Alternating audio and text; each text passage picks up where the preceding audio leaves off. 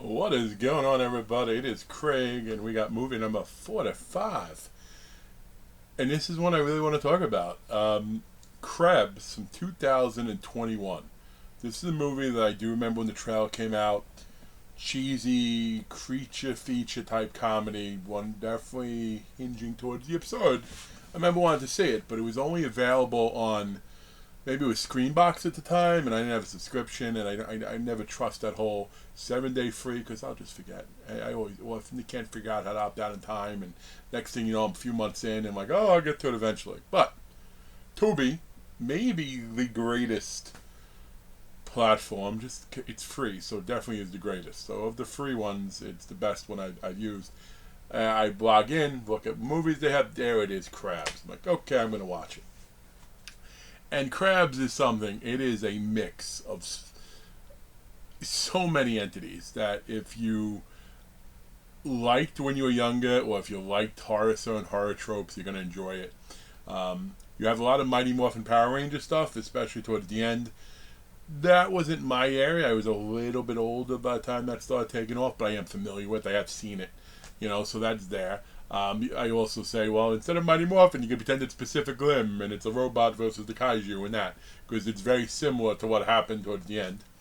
The creatures, the horseshoe crabs initially, they almost have personalities as if, I definitely know whoever, the writer, director, same person, had to be a fan of movies like Critters, had to be a fan of movies like Ghoulies, because at one time the crab is like pumping the beat by the DJ, and then eventually once the DJ stops the music, he kills him and then takes over and even has on the hat. Cool. These do evolve, so there you go for you Pokemon fans. And I did do more Pokemon. I played Pokemon Go for a while. I don't do it anymore because it's too much of a money grab. But the creature, I guess, starts out as a Kabuto's and becomes a Kabutops. And then it becomes a really giant version of it that looks like another Pokemon too. I don't know the names of them. So you had a lot of that. They also had the absurd, like the kid was trying to build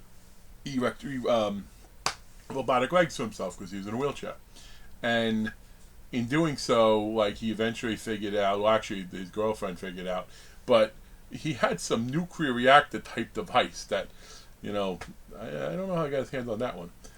They alluded to in the movie, but it still seems farcical. But again, this is the type of movie you can't do that.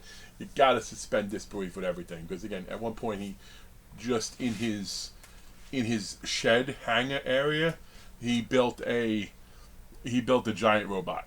Pretty much like 30 minutes too. So it almost reminded me of the scene in Kill Pinata where they're in the basement and they're trying to put together weapons and using sticks and stones and like wire, and all of a sudden they have like actual looking machine guns and stuff. So suspension of disbelief is fine there.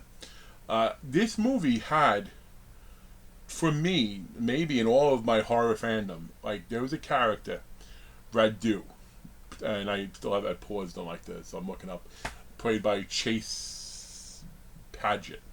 I don't know. I don't recognize him anywhere. He was a very annoying foreign exchange student. They made out to be a little offensive at parts too. And I was hating this character so much. And then he did the impossible. He had a turn where I went from hating him to like, oh, okay, he's cool. Like he's still a little annoying, but like he was borderline Sleepaway Camp 4, the kid with the frogs for me. For the first part of it, I was like, oh, I didn't see him that much, and then I thought he was dead, and it was okay. And next thing you know, he was a ninja and he has a sword. So kudos. But this is a movie. If you like creature features, if you like the absurd, the cheesy effects, although the effects were fine.